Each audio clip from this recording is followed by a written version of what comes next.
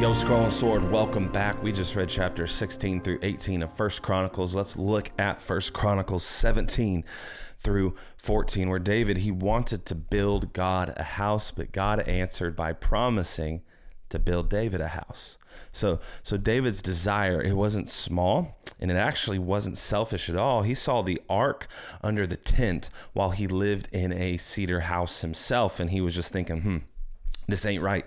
The presence of the Lord, is in a tent from Target or something like that. And I live in this house that was built from cedars of Lebanon. And it's like, this is just not honoring the Lord. So that's what he wanted to do. He wanted to honor the Lord. And he told the Lord as much, but God's answer, it lifted David's eyes beyond just like a simple construction project to a kingdom promise, a dynasty, and a future son whose throne would be established forever. Our passion for God may create a vision that feels huge to us, but God's vision is always bigger than what we imagined for him.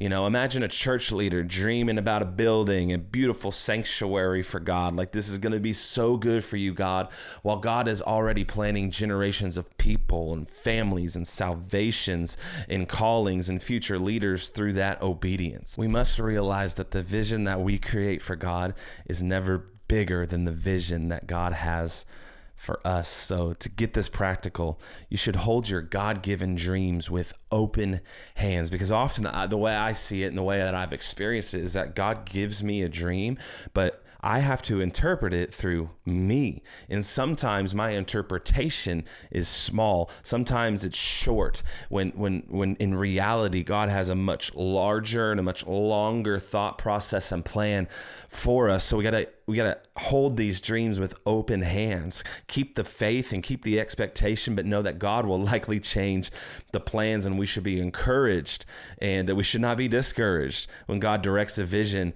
that you thought was holy. Remember that he is holy and we are but vessels of clay that are holding the things that he has given us. So we got to trust ultimately that God may be expanding and blowing up the promise beyond what you have tried to build him.